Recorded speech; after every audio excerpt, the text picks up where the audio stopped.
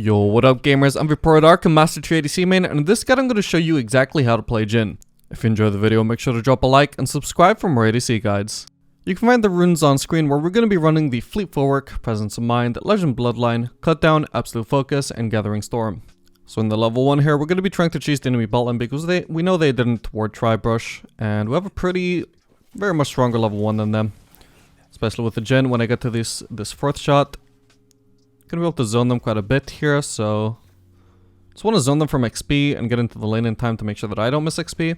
Didn't miss 2 last hits there, but that's fine because at least we got all the XP.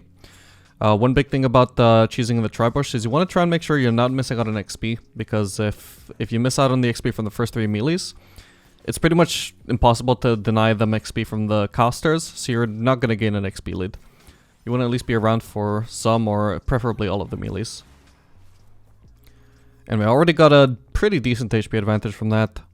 So JHIN with his ammo system is very much more of a threat in the shorter trades when he's got less ammo, so he can get the fourth shot quicker.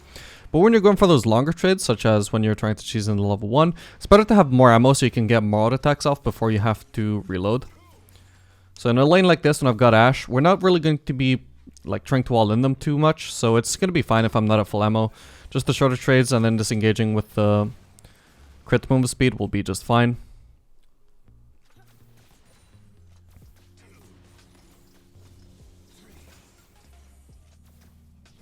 So Kai'Sa is not exactly going to die to just a fourth shot there, so I'm just going to use it on Lulu instead. You want to try and hit a champion with your fourth shot as much as you can if possible. There we go, doing really good use with that so far.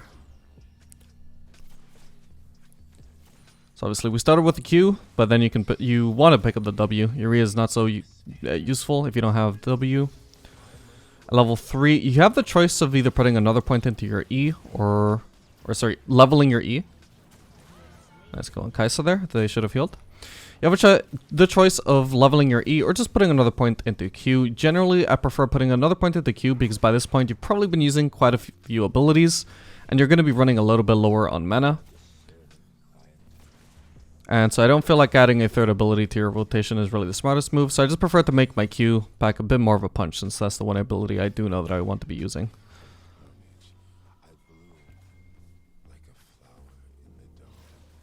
Okay, so Lulu's low here, but we don't want to get tempted into staying and getting a worse back when there's no guarantee we will actually be able to kill her. So for our first base here, gonna go with the Cole and the double longsword, I think. You can also just go Boots of Swiftness. That's also a very popular item to rush on first base as JHIN. Because he already does just so much damage with his fourth shot anyway. It's really useful to have some movement speed to be able to get in range more easily with that and be able to abuse the enemies harder. In a lane like this, that would definitely be useful as well. But personally, I'm just a bigger fan of getting more AD. Just feels nice for the last inning on the trades. So you always want to, when you're getting into lane, you want to watch out for opportunities as well to just last hit minions with your W. That's one small advantage JHIN has over other ADCs. It's just being able to pick up those last hits from a distance. You also want to make sure you're using your abilities whenever necessary to last hit, because JHIN with his ammo system doesn't really have the best kit for picking up last hits just with his autos. You want to use your abilities to try and make up for that as much as you can. It's going to cost you a lot of mana, but it is what it is. You're going to miss out on a lot of last hits if you don't.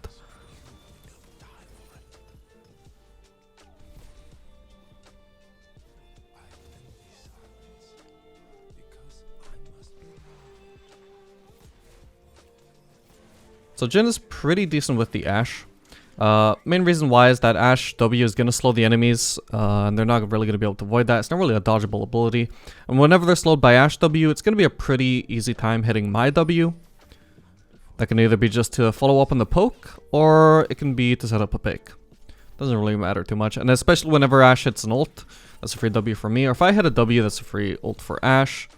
So Ashe support is never really the greatest support, but if you do have to play with it, JHIN is one of the best picks you can pick with it for sure.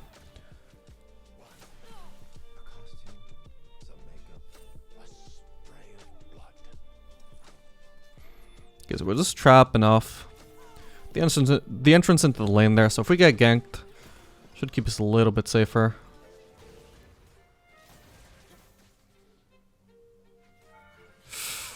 Ooh, okay, that was not really worth it. Okay, maybe baiting the Kai'Sa a little bit though. Can just back off after doing those autos. Ooh, damn. Unfortunately, I didn't notice Ashe was solo. Oh well.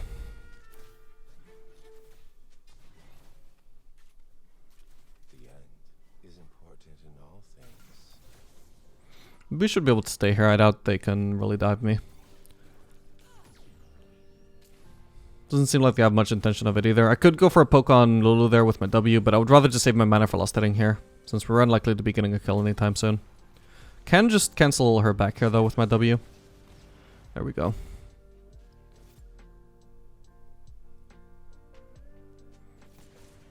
So unfortunately, it is a little bit risky to be staying here, but I think it's just Lulu by herself. We've got Ashe coming up here.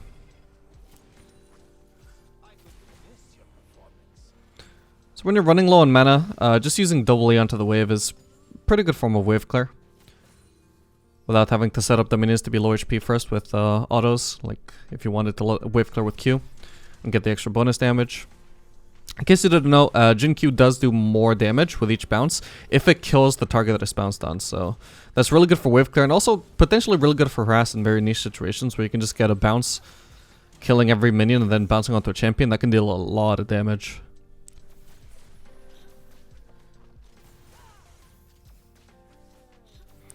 So when Kai'Sa just goes too deep there, we don't want to overcommit for the 4th shot. What we want to do is, it's fine to just use JHIN 4th shot for zoning as well. Just denying her farm. She can't walk up if she's going to get hit by it, and she knows that. Okay, so I'm just going to follow up the Ashe's engage with my ultimate here, since I'm not in range to do anything from melee range. And there we go. That's generally the best use for JHIN ultimate, is just using it to follow up enemy... follow up teammate engages if you're just not in range to auto attack. You can just follow up the fight in a very safe range.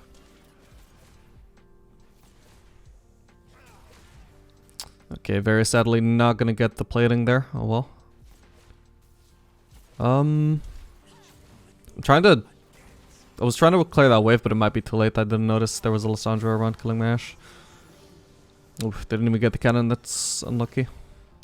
At least the wave is mostly shoved. Hopefully they won't be able to freeze that too hard.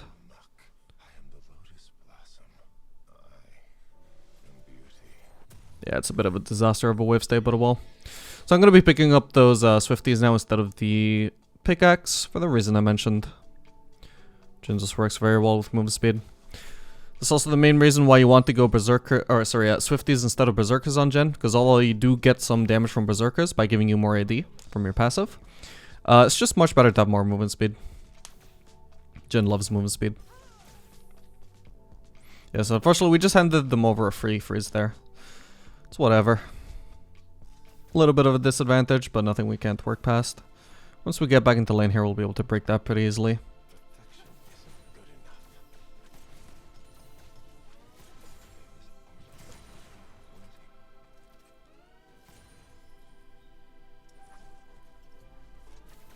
There we go. This time we get the plating. Doing some heavy work on that turret. Wow, that is weird that they can see that trap from the turret vision. So one little trick with your traps that you can do, it doesn't make too much of a difference, but it can be nice. It can save your life sometimes. Is you don't need to place both traps immediately. Like if you want to place them for vision or for zoning, you don't have to place them both immediately. You can just hold on to a trap for a little bit. You want to place one so that it gets the trap on cooldown, right? Obviously, you don't want to be just sitting on 2 traps at all times. You want to try and use them up, but you don't need to place both at once most of the time. Because you can just save one trap and just hold on to it and see if you need it later on. Like maybe you'll need it for the slow, or maybe you'll find a different use for it that is more important than what you previously would have wanted to use. So I placed that second trap there because if we are going to get ganked anytime soon, then I do want that trap there. But I was holding on to it just in case I ever found a better use for it.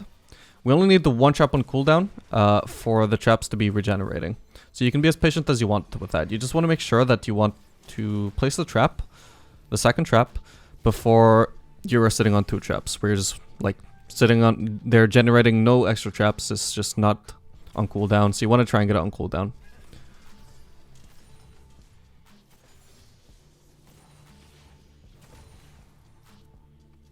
However, Running a little bit low on mana right now, and potentially we could find a kill, so... Want to save that mana for... Oh, actually I just fourth shot the turret, that's my bad. Yeah, you don't want to necessarily use the traps though if you're running low on mana, because in combat they're the least useful ability you have. You would rather save the mana for Q and W.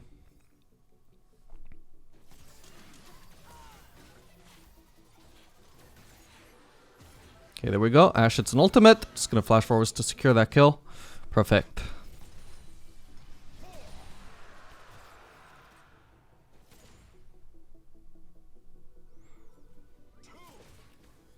So should be able to at least shove this wave in here. Hopefully be able to get the plating as well. We got Kayn inside their jungle, so we know we've got him to back us up if we ever get ganked. So with any luck, we'll be able to get the turret here too. Okay, no, not so much if Bel'Veth is here. Don't have my ultimate follow up anything here, so yeah, not gonna bother canceling my recall, since even if I canceled to use W, wouldn't be able to get the kill. I wouldn't be too much use in that fight anyway, so I'm just gonna finish the base.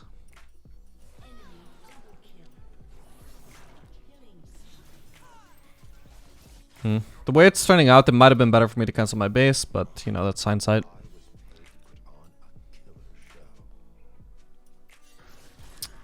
You didn't have to take that wave though.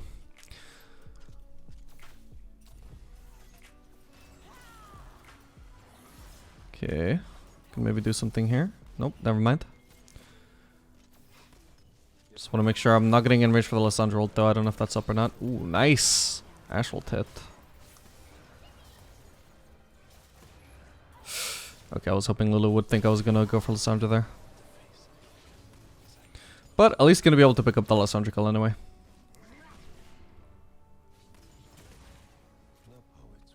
So now hopefully this time it should be the turret. And ideally before the planings go down, so we just get that extra 180 gold.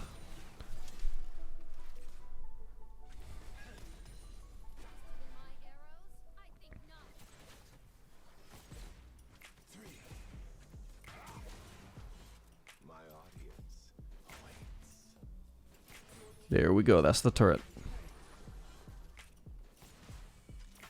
Yeah, so I mean, whenever I'm sitting on just 2 traps and I'm sitting on a lot of mana, it's really a mistake. I should be placing more traps. Getting them on cooldown, as I said. Ideally, you should be able to litter like the entire area with traps over time, since they last quite a while. Just so long as you have the mana for it. But anyway, got a base here, got my gold for it. It's got a lot of gold actually from those shutdowns. And the turret. Okay, so we finished the Guild Force. That's really the only viable crit mythic for JHIN. For other mythics, you can also consider Eclipse if you want to go lethality. But we're not going to cover lethality in this guide. This is mainly going to be a guide to crit JHIN. And for second item, we're going to be going for Collector. You can also optionally go for Farkanen though. Especially if you want to go for like a 3-item power spike build, where you go for the Infinity Edge 3rd item. And the enemies are going to be building like a lot of armor, so there's no point going Collector.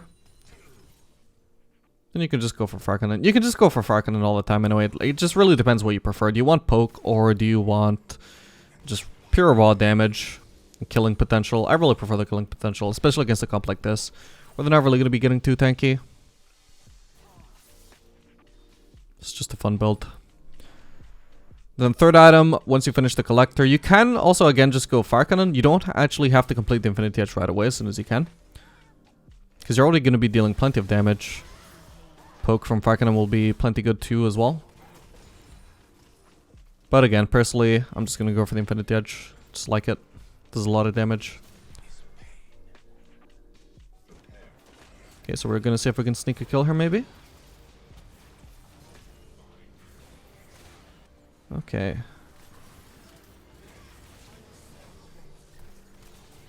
Nice, just gonna yoink that kill with the Guild Force. Probably not really worth it, but it's felt like doing it.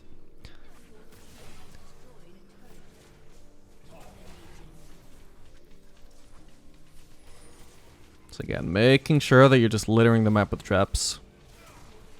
As long as you have the mana for it.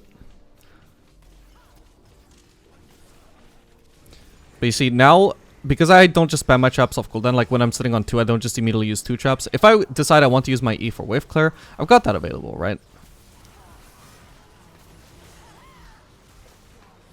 Want to use traps in combat here, also have that available. Well, I don't think there's any point in using them right now. Okay, nice. Waiting for it to settle on an angle to go for there before I use my W. There we go.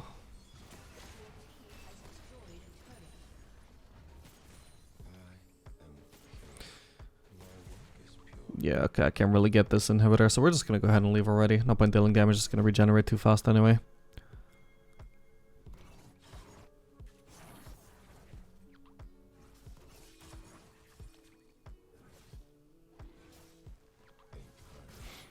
Yeah, Kane should have this Drake fine by himself. Just gonna head him base already, I've got a lot of gold to spend.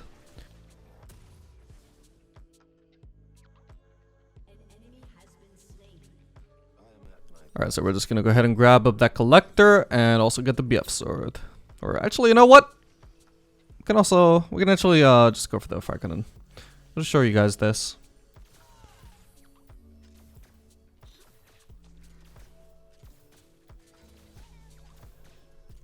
Because in a sense, I do feel like I've got plenty of damage right now. So maybe just being able to land that damage from a longer range might be more useful in this situation when I'm this ahead.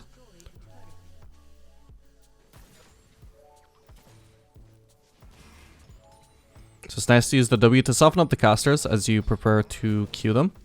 Just so that your Q is going to one-shot all of them. Oh, that was a nice Ashe ult.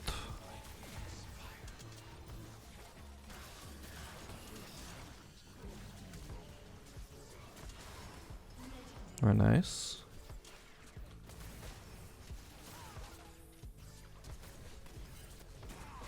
Yep, also gonna get a lot of move speed from this item, by the way.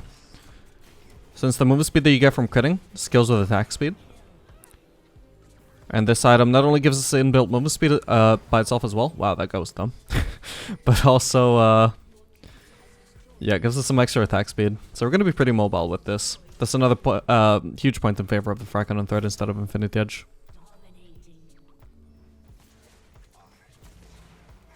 Made it really easy to dodge that Vel'Koz, or Bel'Veth knockup.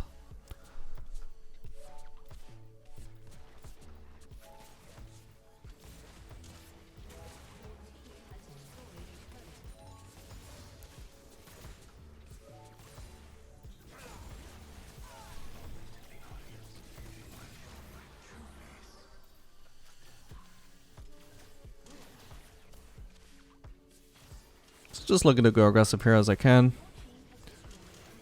Not too over aggressive though, but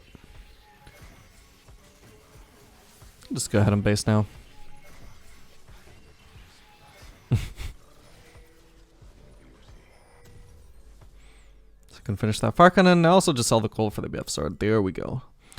Now we're going to be dealing a lot of damage. And at this point, I believe I've got enough AD that I don't need to soften up the casters with W anymore. At this point, I can just one-shot any one caster with Q. So if in theory I were to bounce a Q from 3 casters onto a champion, that would be dealing a lot of damage at this point.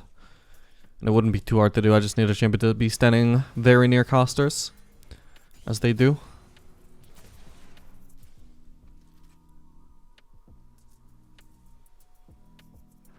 Just gonna wait for the scuttle here. Very nice. Okay, so I mean, ideally we probably should be doing Baron, but since my team is on the bottom side of the map, just gonna go ahead and group with them. Or maybe just try and catch out the Bel'Veth. Yeah, so we could use the W there, but if we miss, then there's no chance I can follow up for the kill anymore. So I'm just gonna go ahead and use that Guild Force for the guaranteed kill. And if she were to flash or dash away, that's when I would risk the W, since at that point I have no more avenue for killing her anyway unless it lands. When you have choices, you don't want to risk it.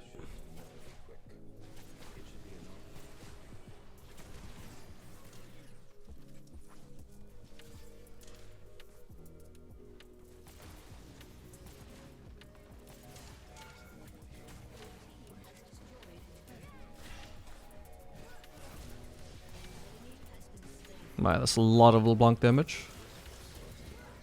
Okay, don't want to overextend too hard here, trying to follow that up. What the hell?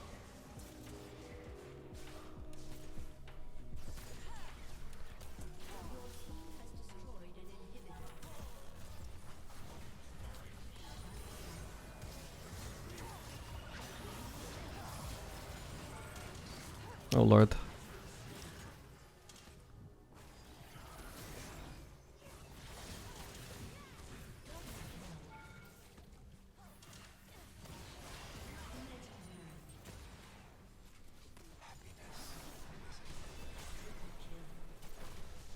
Oh, LeBlanc is on fire, man. Doing a lot of damage.